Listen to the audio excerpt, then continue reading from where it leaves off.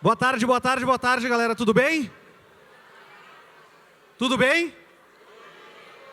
Vocês estão muito comportados, sabia? E eu posso provar que vocês estão comportados.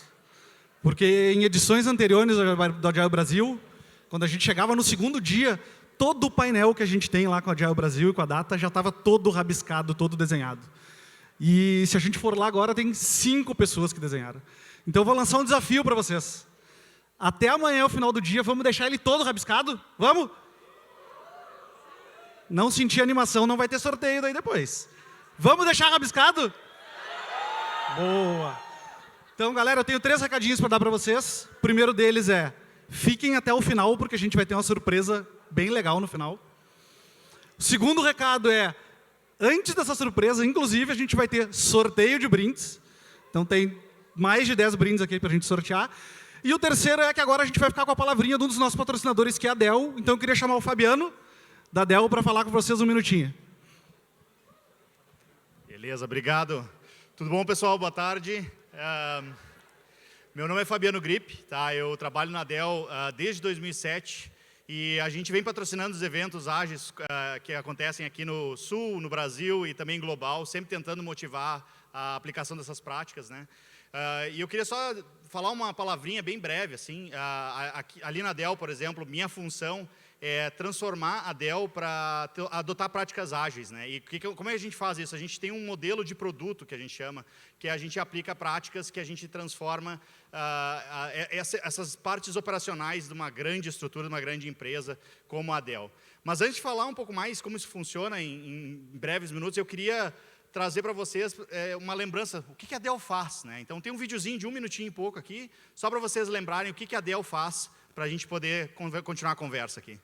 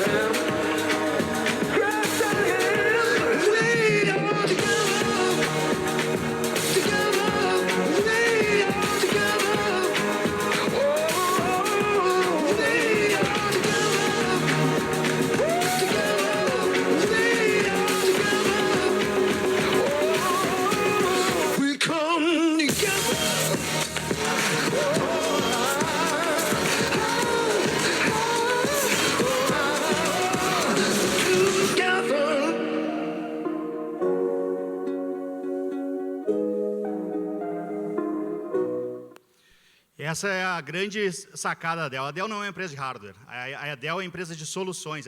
A Dell ela trabalha com software, com hardware, com tudo que pode precisar, focando em quê?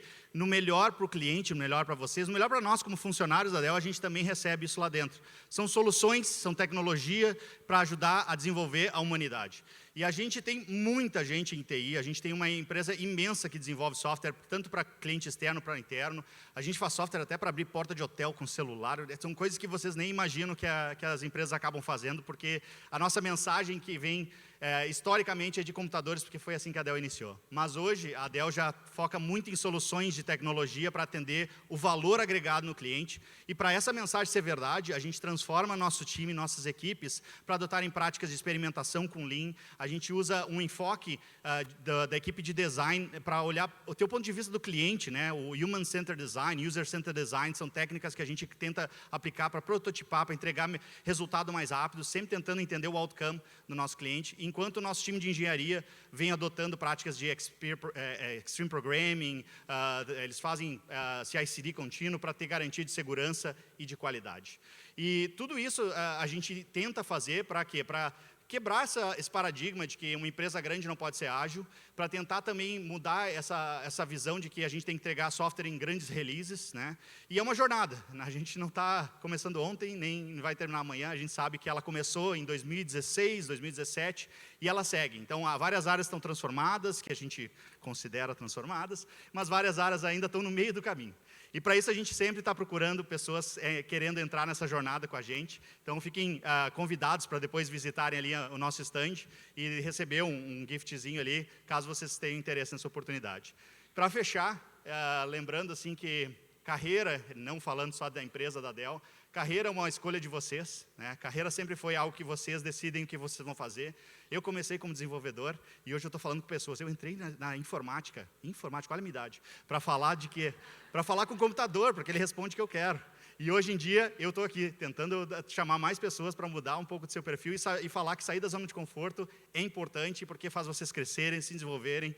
E hoje eu estou ajudando a Dell, Brasil e global, a se transformar nessas práticas. Eu sou Focal Point do Brasil, vou estar ali no stand para conversar quem quiser. Hoje, vou vir amanhã também. Mas convido vocês a terem uma oportunidade de conhecer um pouquinho mais da Dell, que vocês não lembram que não é hardware. Ela é muito mais que isso, tá? Muito obrigado, pessoal.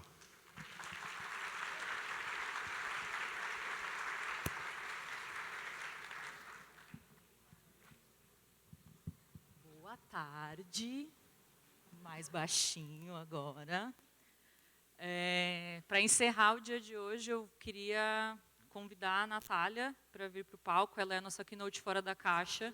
Para quem está vindo aqui a primeira vez e não sabe, na Agile Brasil a gente sempre tem o keynote fora da caixa, que é sobre um assunto que não é agilidade, que não tem a ver com o nosso dia a dia, para a gente, de fato, sair da caixa, dar uma respirada nos assuntos que a gente está falando o tempo inteiro, tá bem? Então, a Natália Frigueto, por favor.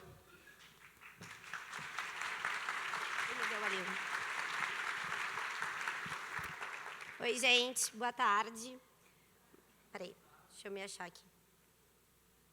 Mas, enfim, enquanto não me acho aqui. Eu sou a Natália, eu sou enóloga. Eu fui convidada para falar um pouquinho com vocês sobre como eu lancei meu produto.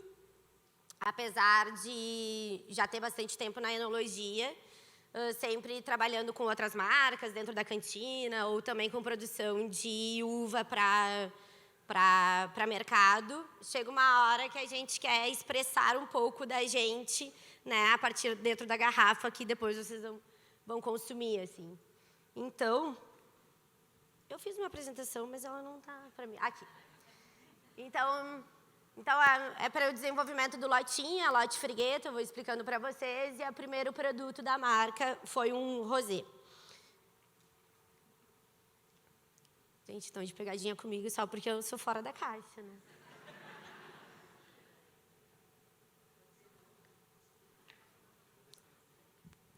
Mas, enfim, dentro do meu trabalho de enologia, além da parte do campo, que a gente chama de viticultura, e a parte da cantina, também a gente trabalha muito forte com o consumidor final. Consumidor final, que são, né, vocês, a gente trabalha com degustação do produto, para entender um pouquinho o que as pessoas gostam. E, durante muito tempo, eu dei degustação na Casa Destemperados. A Casa Destemperados era uma unidade aqui em Porto Alegre. Então, uma vez por mês, a gente trabalhava com uma bancada de degustação para falar de vinhos. E aí, dentro das degustações, obrigada. Dentro da degustação, é como se eu fosse degustar um produto para vocês hoje. E eu tenho que atrair a atenção de todo mundo, né? Então, tem aquele que só toma branco, tem aquele que só toma tinto, tem aquele que não gosta de vinho, e está ali, né, por querer conhecer e tal. Então, trabalhando diretamente com o público final, chegou a hora de, eu estou começando a entender as pessoas, e aí sim está na hora de eu criar a minha marca. Então, como que surgiu, né? Ela surgiu justamente escutando as pessoas, ouvindo o consumidor, seja na degustação. Depois a gente teve uma época que a gente tinha um wine bar. Dentro do wine bar também, quando tu tem que falar de vinho, dar uma carta de vinhos e a pessoa tem que escolher, quanto mais opções, mais difícil é. Então, eu fui fazendo uns testes, tanto em degustação quanto no wine bar, até chegar à minha conclusão de que, quanto menos opções, mais fácil é para a pessoa que não entende de vinho. Porque o vinho, o vinho, ele tem, né, uns percalços ali, de que às vezes ele é muito estilizado, às vezes as pessoas acham que tem que comer para tomar vinho. Então, a partir dessas degustações e do trabalho de wine bar, eu fazia as perguntas. Por que tu não toma vinho? Por que tu gosta de tomar vinho? Que aroma que tu sente no vinho? Fui fazendo, assim, o meu trabalho de campo, o meu laboratório. E aí, para minha surpresa, eu recebi essas palavras. Gosto forte, complicado, tem que pensar para beber, é difícil. Não entendo, não sinto aroma. Eu disse, cara, tá tudo errado, entende? Porque a gente tem que fazer um produto que chegue, né, nas pessoas. É claro que, tipo, à medida que a gente vai falando, vai consumindo vinho, vai entrando no mundo do vinho, a gente vai descobrindo o que eu gosto e o que não gosto, né? À medida que eu sinto aromas, eu vou sentir ele no vinho. Se eu não sei o que é um aroma de morango, é evidente que eu não vou sentir aroma de morango no vinho. Então, essa parte da nitidez, assim, do produto é sempre o que mais afasta, porque as pessoas acham que tu tem que pegar a taça, sentir, olhar, sentir, e tipo, sentir tudo aquilo que está escrito no contrarótulo. E não, né? Às vezes tu pode só servir e beber, que também está tudo bem, está tudo certo. Então, eu disse, cara, se as pessoas estão entendendo o vinho dessa maneira, acho que tem algumas coisas erradas e que eu posso, né, facilitar. Então, vem essa pergunta, mas o que eu vou fazer? Que vinho eu vou fazer? Como é que eu vou falar? Como é que eu vou transformar isso? Como é que eu vou transformar isso numa linguagem que vai dentro de uma garrafa que eu não vou estar explicando para a pessoa, né? E aí eu fui, também, a segunda parte das minhas perguntas era o que tu gosta do vinho? Porque quando a gente está fazendo degustação, daí tipo, tem aquela questão, eu sinto cheiro de bergamota. Daí todo mundo vai sentir cheiro de bergamota, porque tem essa coisa, né, que a partir do momento que alguém fala, tu também está sentindo. Mas, tipo, o que tu imagina de um vinho? Que vinho que tu gosta de tomar? Né? Pelo menos, às vezes, tem cheiro de vinho. E aí... Peraí. É que tinha umas outras perguntas, devo ter... Aí chegou essa outra fase de perguntas do que tu toma vinho, por quê? Né? O que tu espera quando tu toma vinho? Então, vem o que, tipo, eu queria tomar um vinho que fosse fácil. Eu queria tomar um vinho que fosse simples.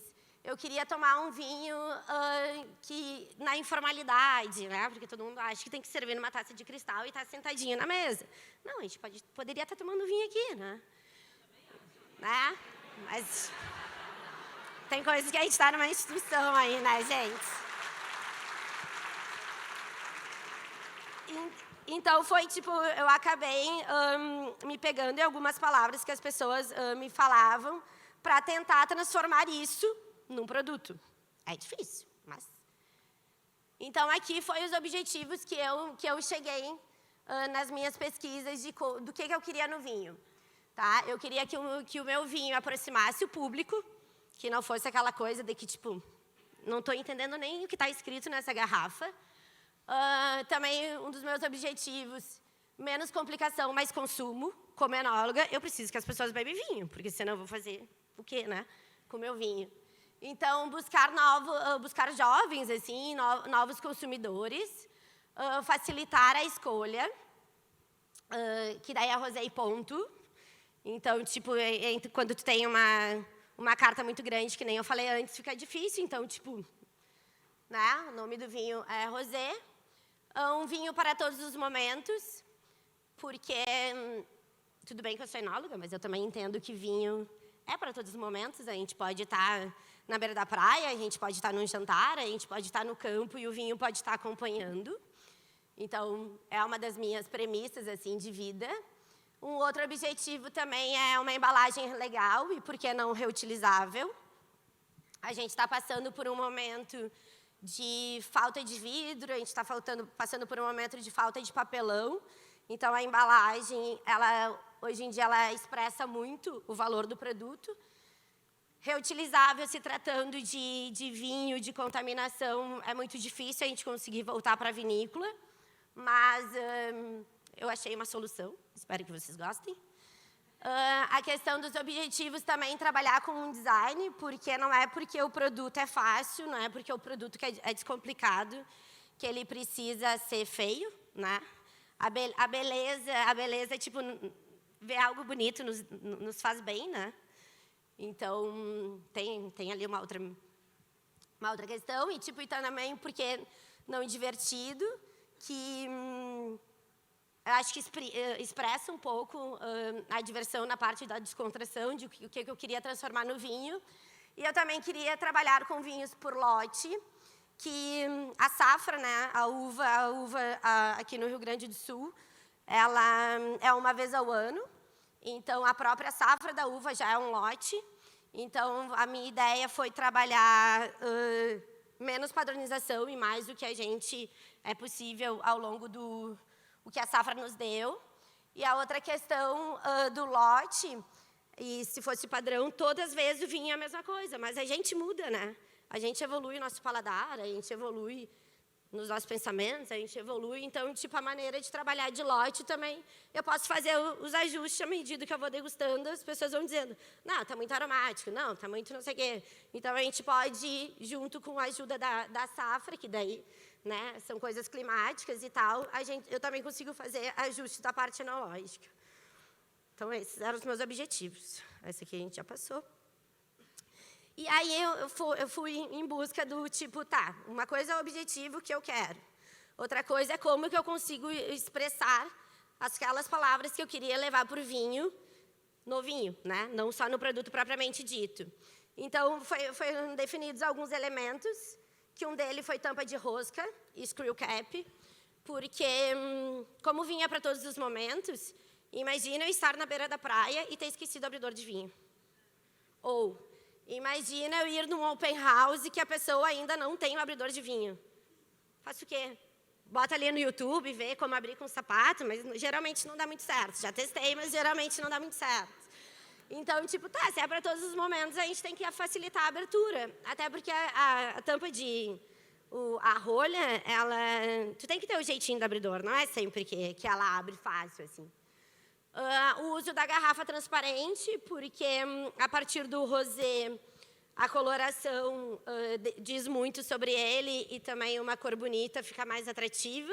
Então, eu também queria mostrar isso na garrafa. E o design do rótulo. O design do rótulo ajuda muito na escolha da prateleira. Quando tu tá ali, tu tem 50 vinhos para escolher da categoria rosé. Eu já fiz muitas vezes isso, fui no que o rótulo falou melhor comigo. Então, foi por isso também trabalhar um pouco com design na parte dos rótulos lá e também juntando com a facilidade. Então eu fui em busca de referências e aí lá, printers da vida, tu vai marcando tudo o que tu quer. Enquanto eu falava, em paralelo, quem desenhou meu rótulo foi a Celina, da Berro Motion. Então, foi uma maneira bem dinâmica que a gente criou de ir salvando os pins ali. E aí, eu gosto mais disso, isso aqui não tem nada a ver e tal. E aí, em paralelo, ali é a parte do corte. É uma hora muito legal da enologia, que tu pega todos os vinhos do tanque e tu começa a literalmente misturar, assim. Então, para chegar nas variedades, que mais ou menos eu já tinha desenhado na minha cabeça, mas aí, o que eu desenhei na minha cabeça, eu tinha que transformar no produto vinho. Então, foi a segunda parte. E aí, esse foi o primeiro mock-up, que, ao invés... que, então, tem os elementos do design, que tem as coisinhas fã, assim, as bolinhas, tipo um splash, né? Foi quando a gente decidiu não trabalhar com rótulo e sim pintar a garrafa. O rosé é um vinho que se bebe gelado, fresco. Então, às vezes, a gente tem, conforme a qualidade do rótulo, ele pode cair. Se tu for gelar no balde com gelo, o papel pode, né? Então, foi quando a gente a gente pensou em pintar. E aí, atrás no contrarótulo, ao invés da gente colocar os aromas, a harmonização, eu meio que defini o que é o vinho para mim. E tentar mostrar isso para vocês também. Então, a Celina que desenhou, a gente é muito amiga, assim, de longa data. Então, foi muito... A troca, ela foi muito fácil, porque... Quando tu conhece bastante, eu falo um pouco rápido demais, às vezes, e o que estava na minha cabeça eu não consigo transformar em palavras. Então, foi indo em busca de referências a ponto do primeiro mockup dar certo, né? A primeira vez que ela, tipo, deu, meu Deus, é isso mesmo que eu queria. Então, ali acaba tendo os elementos da simplicidade, ali, do rosé e ponto. Tipo, os próximos rótulos também vão se chamar branco e tinto, porque para o público-alvo que eu gosto de trabalhar e que foi desenhado o lotinho, é para quem está introduzindo, então, local de produção, se é denominação de origem ou não, às vezes isso só complica mais do que facilita quem quer. O uso da tampa, né, rosca e, tipo, vamos desfrutar dos pequenos prazeres da vida tomando um vinho. Aconselho. E aí, aqui são outros dois pontos, assim. O ponto de vista enológico, que da mesma maneira que ver uma coisa bonita nos faz bem, sentir aromas também nos faz bem. É relacionado com o bem-estar. Então, eu tinha essa certeza que eu queria trabalhar com vinho aromático, um vinho leve, de pouca intensidade, um vinho fresco para tomar geladinho. E o vinho leve, de pouca intensidade em fresco, ele nos convida para o próximo gole. Quando a gente tem um vinho com uma acidez, acidez no vinho, quando a gente toma, ele faz nos salivar. A saliva, quando a gente está com um excesso de salivação, nos dá mais vontade de tomar. Então, eu disse, cara, preciso fazer um vinho fresco, um vinho leve, que aí a pessoa vai tomar a segunda taça e, consequentemente, a segunda garrafa. Então, foi muito em função disso, o frescor, assim, para ser reincidente, né, no consumo. E a questão do aroma muito trabalhado com essa parte de bem-estar. E aí, do meu ponto de vista, o ponto de vista da enóloga, eu queria que o vinho contasse um pouquinho da minha pessoa. E não tinha como, tudo bem que, né, desfrutar pequenos momentos da vida, algumas coisas são da minha filosofia, mas eu tinha outros elementos para trabalhar. Um deles é a variedade de uva moscato, que é a parte aromática do vinho. O moscato, ela é uma variedade italiana, então veio muito com a imigração e é muito forte na região da Serra, de onde minha família é. O moscato, na variação branco, o moscato ele é uma uva branca, então o vinho branco de moscato seco, ele é muito presente na mesa das comunidades, quando qualquer festa de família tinha, né? Né, eu uso o termo colona porque não acho que expressa bastante como eu sou e, tipo, eu fui criada tomando água e vinho, né? Eu não tomava suco. Então, minha mãe tinha, e eu não gostava na época, eu não tomava muita água, então era a maneira que eu tinha de consumir água. Então, daí, tipo, gente, já fui. Então, daí, talvez por isso que eu sou um pouco, assim, fora da caixa, né? Então, foi trazer um pouco a moscato, que tem totalmente a ver com a região da Serra, ali, da onde meus pais são, de Garibaldi. A moscato, eu fui atrás dela em Farroupilha. Farroupilha, hoje em dia, já é uma indicação de procedência de uva moscato. Então, grande parte do vinho, da uva, vem dessa região. E o moscato é uma uva branca. Eu queria fazer um vinho rosé. Tinha uma coisa que não estava dando muito certo. E aí, eu disse, tá, então eu vou cortar. Uma das técnicas de fazer rosé é corte de branco com tinto. Em alguns países não é permitido, mas aqui é, então bora lá. E aí eu fui atrás da Cabernet Franc, que talvez seja uma das uvas tintas que eu Natália, mais aprecio. Já trabalhei em diversos lugares com ela. E a Cabernet Franc também ela foi responsável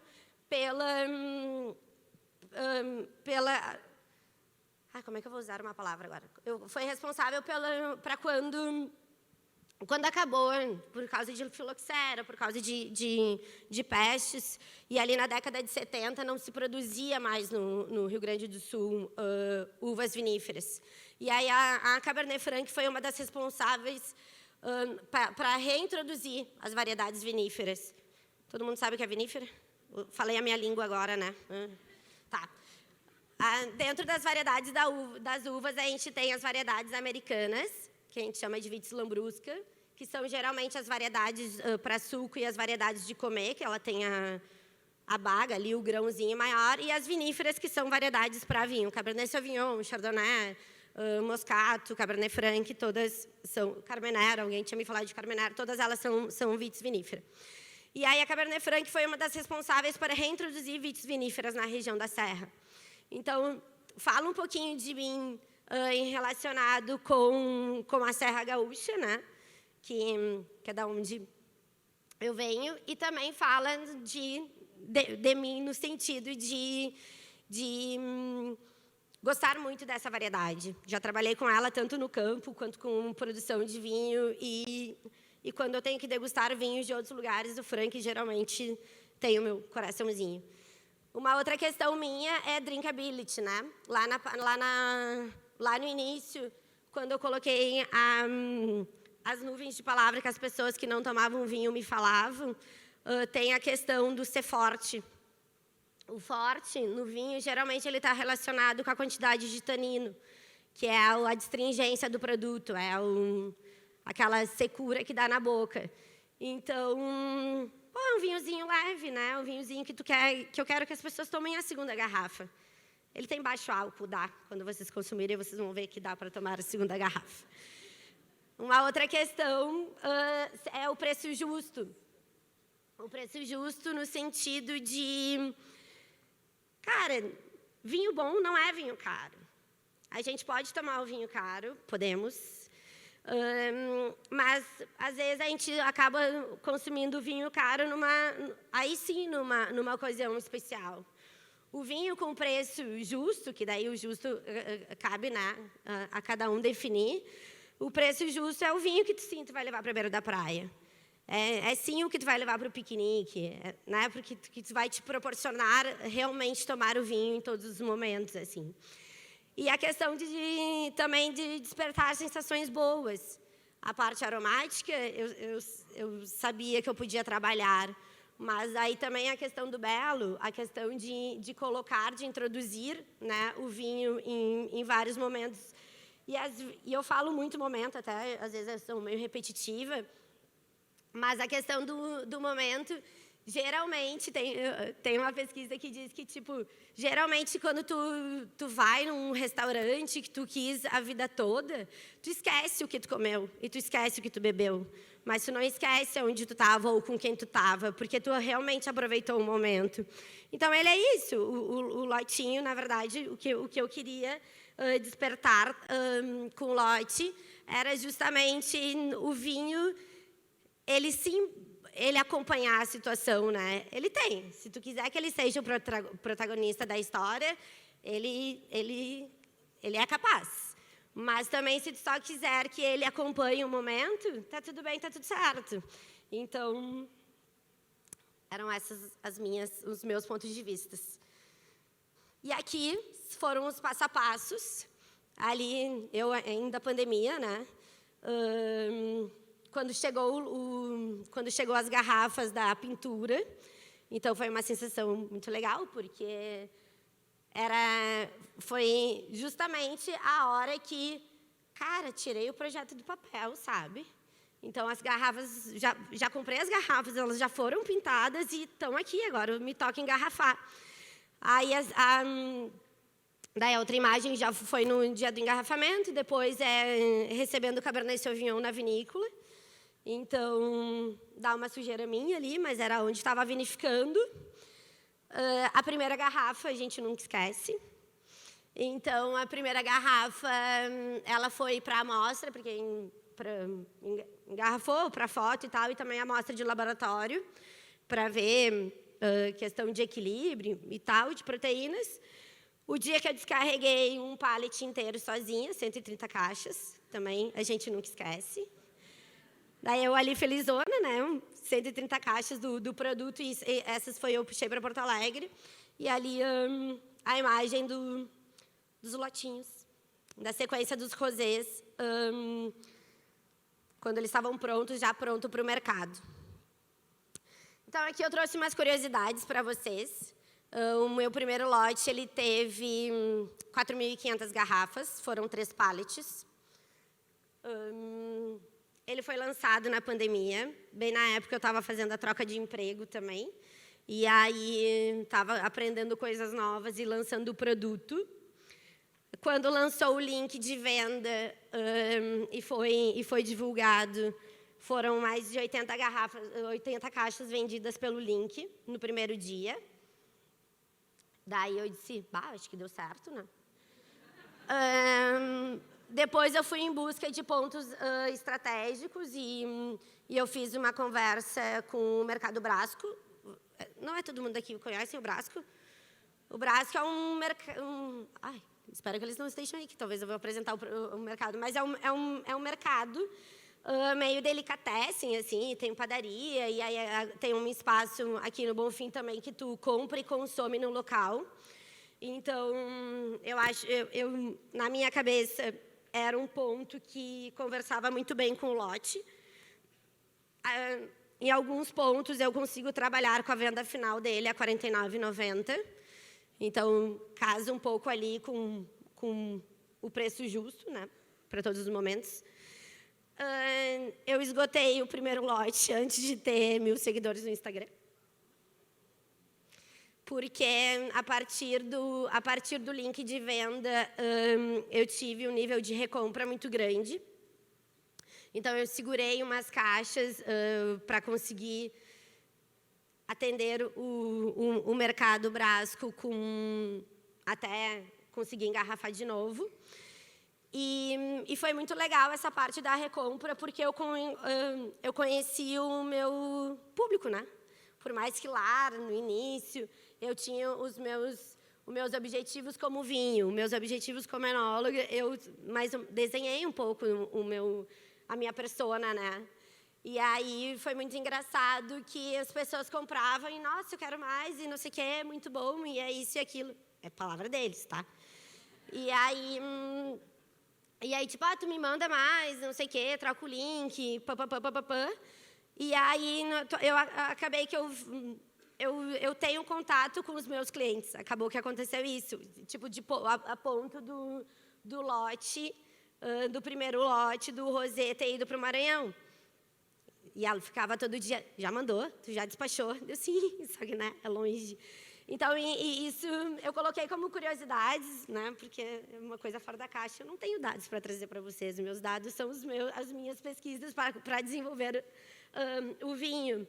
Mas eu fiquei um pouco chocada com o que aconteceu, porque 4.500 garrafas, se tu parar para pensar, dentro de uma indústria de 1 milhão de litros, não é nada. Mas, né, para a guria que tinha acabado de começar, é bastante coisa, assim. Mas essa parte de ter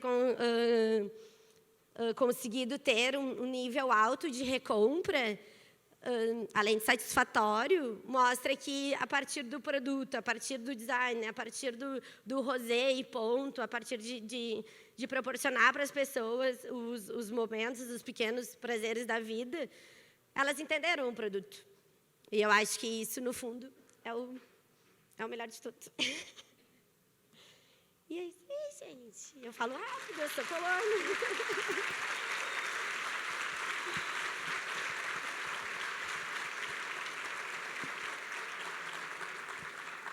Eu falo rápido, eu falei. Obrigada, Natália. Vou abrir para perguntas. Quem quer fazer uma pergunta para a Natália? Perguntas diversas sobre vinho, sobre o lote, sobre o que faz um enólogo. Cadê? Ali, vou levar o microfone. Dica para um wine bar, vinho em taça. Vinho em taça eu acho que é fundamental para as pessoas conhecerem. E produtos de todos os preços, assim, quando a gente trabalha com carta de vinho,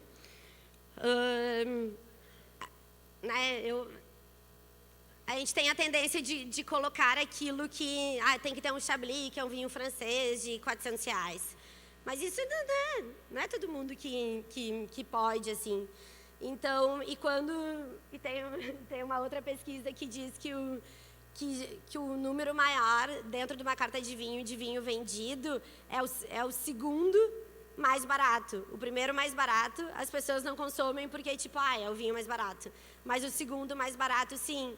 Então, a gente conseguir trabalhar com uma carta que fique com um vinho em torno de 100, 100 e poucos para público final, depois só acrescenta serviço e tal, eu acho que vira super bem.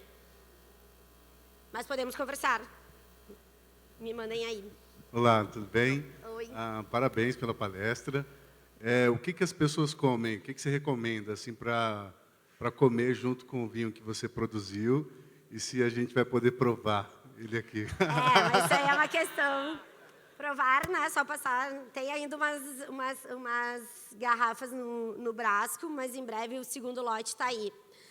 A questão do que eu recomendo... eu até achei que tinha essa tela. Mas ele é um vinho leve, então tu consegue consumir ele sozinho. Quando o vinho ele é muito potente, ele exige a comida. Se o vinho é leve, não. Mas ele vai bem com salada, ele vai bem com pipoca, ele vai bem, tipo, só ele. Às vezes basta uma companhia boa que o vinho fica bom também, né? Então, mas ceviche, ele casa pelo frutado dele, ele casa com ceviche, com salada até com frutas também. Lavando a louça também, porque daí às vezes o vinho é a nossa companhia também, né? Oi. Tá funcionando? Alô? Oi, Natália, tudo bem? Tudo.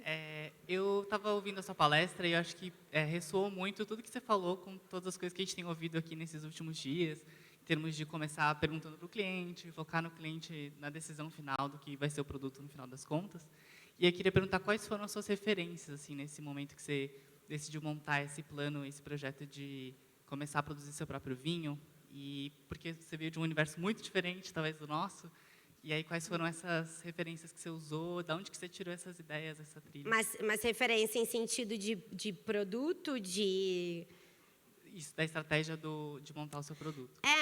Então, um pouco difícil, assim. Mas eu acho que foi muito o trabalho que na época eu tinha de estar com contato o tempo todo com o cliente final. Por trabalhar dentro de um wine bar... e eu estava ali, estava disponível para conversar, as pessoas vinham me questionar qual vinho.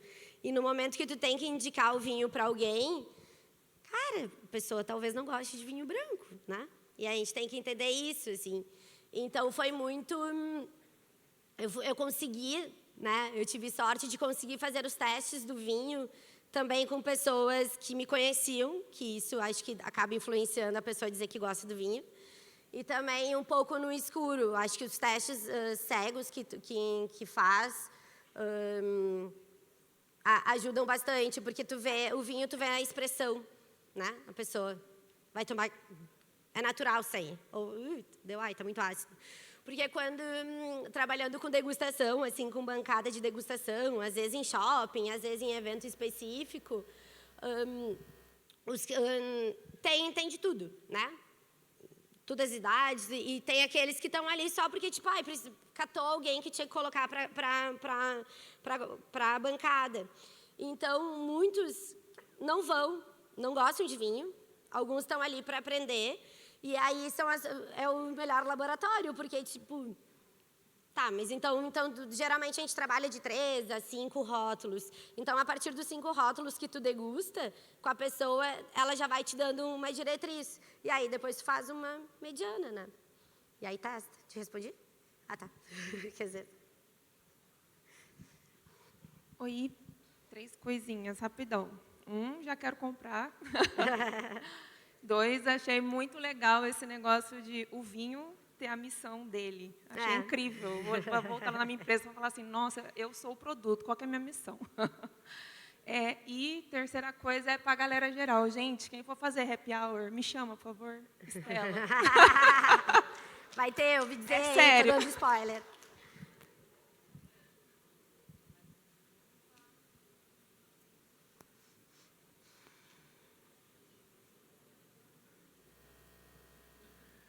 Pela tua apresentação, deu para perceber que, além de experiência, né, com todo esse assunto, você planejou muito antes do lançamento. Você pensou para fazer algo diferente do que já existia, né? Eu queria que você contasse e compartilhasse um pouquinho com a gente qual foi o friozinho na barriga que você passou naquela foto ali da primeira garrafa e depois dos 130 pallets. Cara, e se não vender esse negócio? Daí a gente, né? A gente faz o quê? Fala com o banco, liga para o pai, alguém tem que socorrer, assim. Mas eu acho que foi um projeto... Acabou que a partir de ter ficado, né, trabalhando de casa na pandemia e o tempo um pouco mais ocioso, eu consegui tirar o projeto do papel. Mas eu sou libriana, então eu penso muito. Eu fico sempre, será que eu faço ou não faço? Tá bonita ou não tá bonita? As pessoas vão entender ou não vão entender? E aí, até que um dia eu estava falando com a minha irmã, que daí é virginiana, nada a ver, né? A maneira. E ela disse, cara, eu não quero mais ouvir tu falar desse vinho, desse projeto. Eu quero que tu tire ele do papel de uma vez. A próxima vez que tu falar comigo, tá bom? E a questão das dificuldades, assim, da insegurança é um tempo todo. Quando eu decidi, a partir do xingão da minha irmã, tocar o projeto adiante, eu peguei bem a fase da variação de preço. Então, a minha primeira cotação da pintura de garrafa, por exemplo, foi R$4,20.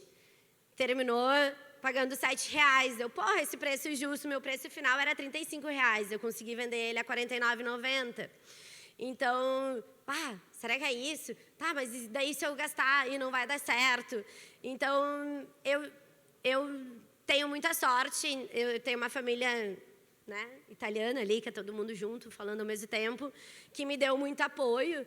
Mas a sensação por isso que eu coloquei a foto até de quando chegou as garrafas, tipo, agora eu não tenho mais nada para fazer. Eu já comprei a uva, já chegou as garrafas, agora engarrafar e vamos colocar à prova, né? E aí depois, o dia do link para venda, eu fiquei me enrolando, né? Bota hoje, bota amanhã, bota hoje, bota amanhã. Cara, no final do dia, no final da noite ali, que o cara disse, Nath, vou puxar mais garrafa porque vendeu as 80 caixas. Tipo, não é verdade, não é do meu vinho que ele está falando, sabe? Eu acho que a gente... As pequenas fases vão nos dando provas de que a gente está indo no lugar certo, assim, mas é difícil, tem que ter muito apoio, tem que ir, tem que pensar, tem que fazer, e voltar de novo, porque o apoio é fundamental. Eu tava mandando para os meus amigos, eu disse, gente, eu não tinha entendido que eu ia falar para um monte de gente. Eu posso provar a mensagem. E aí, agora tu já está aí, agora tu fala, sabe? Então, às vezes a gente tem que ficar pedindo provação o tempo todo, por mais que a gente saiba que está certo. Mas é bem importante. Terapia também, né? Para segurar a ansiedade, tem várias coisas aqui. Natália? Aqui, no fundo. No meio. Aqui. Sim. Parabéns pela apresentação. Obrigada. Obrigado aí por compartilhar. Muito do que você fala se conecta com o que a gente vive no dia a dia. Eu não estou te escutando. Agora sim. Né? Melhorou? Muito do que você falou, do que trouxe hoje na apresentação, se conecta com o nosso dia a dia. Então, tá super... Você nos ensinou muita coisa. Mas não vou perguntar nada disso, não. E aí, onde que é o bom bar para a gente tomar um vinho? Porque você deixou todo mundo com água na boca. Bom, se tratando acessível. de Porto Alegre, não posso deixar de falar do Brasco, que tem um lotinho lá para vocês conhecerem. Mas aqui a gente tem o Terroir Vinhos e Boutique na Vila Roubadinhas, que aí é uma batida, cada um compra comida num lugar e tem o vinho no fundo. O Dionísia, que são aquelas Winematic, que são aquelas torneiras de vinho, então está sempre trocando seleção. Tem a Vineria, tem a Casa Vivar, que trata com vinhos de mínima intervenção.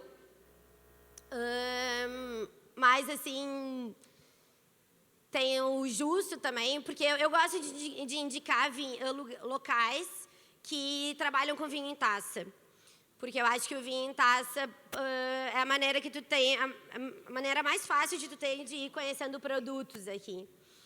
Então, se for aqui em Portinho, se vocês estiverem aqui ou são daqui, são lugares que são legais. E tem bastante restaurante, o Prez ali do Cais, tem bastante vinho em taça também, então tem. O meu, sim, ou o link de venda online que tem ali no Insta. Natália, Oi. parabéns pela apresentação. Foi muito gostoso ver você trazendo todo o amor do seu projeto, né? Eu acho que, aparentemente não, provavelmente foi um dos segredos do sucesso. A gente assistindo aqui do outro lado de uma forma simples, foi bem encantador.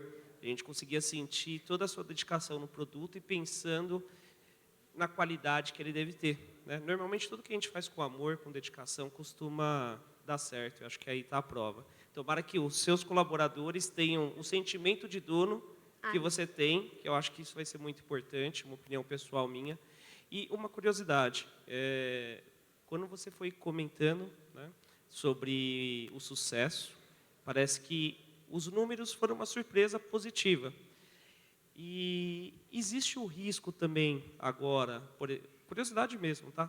Como atender todos esses números e se isso poderia ser um risco, às vezes a gente quer comprar o vinho da Natália, mas ela não está conseguindo fornecer muitos pedidos. Como que vocês trabalham esse outro lado?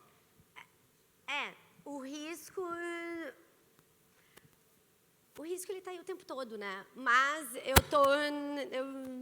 acabou que eu falo esgotar, mas a gente sempre deixa uma reserva, principalmente para atender os clientes que fazem compra recorrente. Tem uma questão de mercado no momento que está faltando vidro e está faltando caixa de papelão. E eu não trabalho, mas tipo, também está faltando plástico. Então, o mercado está mais compreensível com isso. Tá mais compreensível. Porque senão, se eu não tenho produto, o fulaninho tem rosé também, eu vou comprar dele. E aí tu perde esse share dos lugares que tu conseguiu, né? Então, é meio que um jogo de cintura o tempo todo, assim, o risco ele tem. Pelo menos o primeiro lote já está pago, as garrafas do segundo lote também. Então, se tudo der certo, eu consigo engarrafar ainda esse ano. E aí tem uma outra questão que a uva tu paga, por mais que eu vou engarrafar agora, eu paguei ela em fevereiro. Então, tu tem que estar sempre cuidando esse fluxo de caixa, né?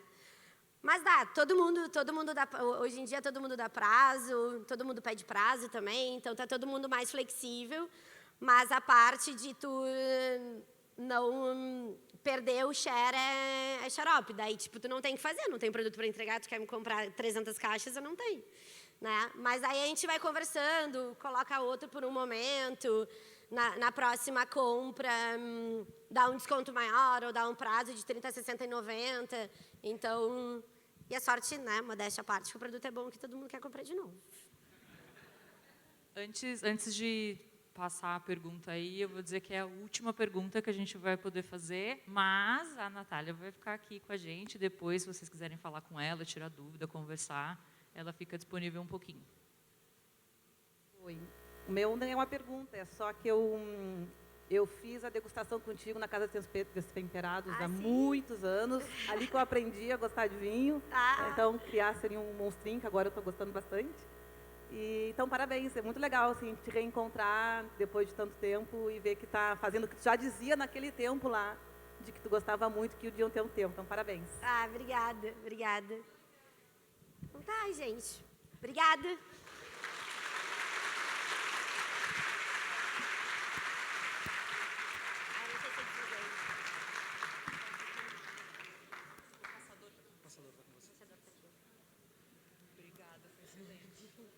Foi muito bom. Natália, deixa eu te contar uma coisa então. Eu sou vizinho do Brasco. E eu já tomei o teu vinho. E agora estou conhecendo a produtora do vinho, tá vendo só? Agora quando eu for lá vou pedir desconto, inclusive. Vou dizer, eu conheço a produtora do vinho. Galera, antes da gente dar os nossos recadinhos aqui, eu preciso saber uma coisa. Cristiano Magalhães Cardoso tá aí? Alguém conhece o Cristiano Magalhães Cardoso? É você? É? Tá. Diz para ele procurar a galera do Tático, porque ele perdeu o documento dele. Tá aqui comigo. Não foi só ele também. Lisiane Melo Bernardes. Lisiane? Tá bom. Quem está com vergonha de admitir que perdeu o documento, depois fala com o Tático ali, não tem problema nenhum. Tá? Ronaldão, o que a gente vai fazer agora? Fala para mim.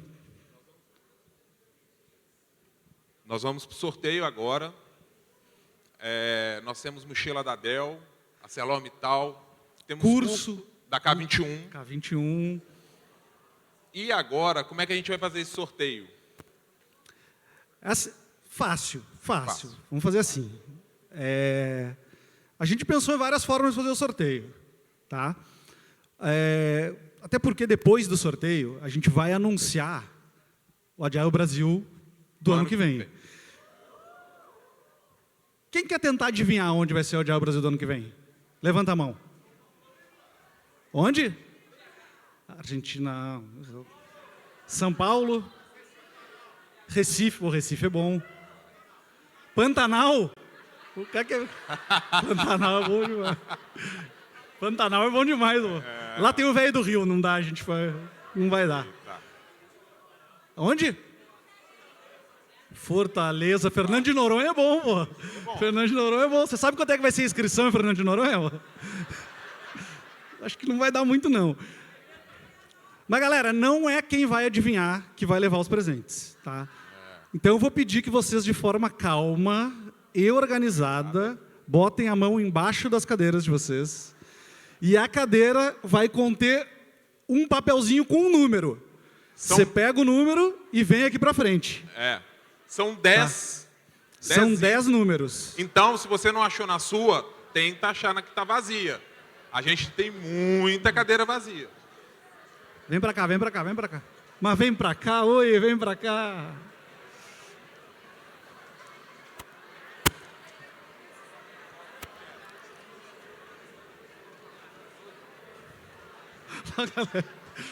Não, e aquele canto lá? Hein? Aquele canto lá. Achou? Número. Número 6 é curso, um curso da K21. Pode escolher entre RH ágil, técnicas ágeis de facilitação ou métricas ágeis. Sobe aqui, pega o teu vale, nós vamos fazer uma foto depois todo mundo. Próximo número? 11. Uma bolsa de 100% na Uniciv. Cara, apresentão, hein, moleque? Sobe aqui. Não vai pro Pantanal, mas vai fazer o curso da Uniciv, pô. Fica aqui, pô. Vamos tirar uma foto. Não é você que queria o Pantanal? Pô, eu já fui no Pantanal. Tu já foi lá, mano? Acabei de voltar do Pantanal. Calma. Encontrou o velho do Rio? Pô, não. Só sucuri. E a Juma? A Juma também não. Número 2, mochila da ArcelorMittal. Pô, a mochila eu queria pra mim, essa aí, Ronaldão. Sobrou nenhuma lá, não? 12, outra bolsa 100% na Uniciv. Passa pra cá que nós vamos tirar uma foto, todo mundo. 5 mochila da Dell. O Dell patrocinador, acabou de falar, Fabiano falou aqui com a gente. Tem uma mochila para mim também, Fabiano? O Fabiano foi embora, não me deu uma mochila. Próximo número? 4, outra mochila da Dell. Sequência de mochila da Dell aqui hoje, pô. 3 é mochila da ArcelorMittal. Última mochila, porque já foram as 2. Achei que ele era da ArcelorMittal, ia dizer que era marmelada. Tá faltando ainda, galera. Tá faltando. 10, um kit da Totorx, com um livro, Moleskine, 10, pô, 10, kit da Totorx, essa lei. Não, a gente não acertou a palavra lá, mas ganhou o kit, né? Tamo bem. 7 é mochila da Cambanize. Acertei o nome, Ronaldão? Acertei? E o que está faltando é o 8, também é uma mochila. Tá vendo? Galera, mais por cento do palco lá, galera. Tirar uma foto, vem junto, Ronaldão. A gente não ganhou nada não, mas vem junto, pô. Vai de conta que a gente ganhou alguma coisa. Galera, então, primeiro agradecer também os patrocinadores que, né, trouxeram esses brindes pra gente conseguir sortear, ver se não sobrou nenhum depois pra gente lá. Vou bater a foto. Cadê o fotógrafo? Feito? 3, 2, 1. Boa, boa, valeu pessoal, valeu. Podem sair por aqui que lá tem a menina das Libras, lá está fazendo a tradução pra gente e não vamos atrapalhar. Ronaldão, chegou o grande momento, Ronaldão. Bora? Bora, é contigo, parceiro. Vamos falar qual que é o próximo local.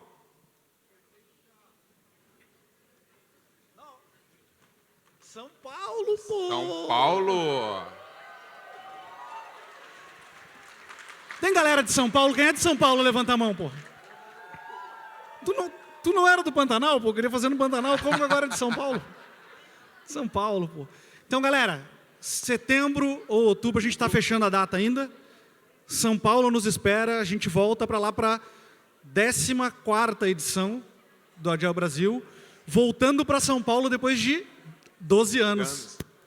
13, 11? né? 13, foi né? 2011. 2011. 12? 12, é. Então, depois de 11 anos, a gente se vê em São Paulo. Amanhã a gente vai dar mais detalhes também. Temos que falar do Happy Hour também. Happy Hour.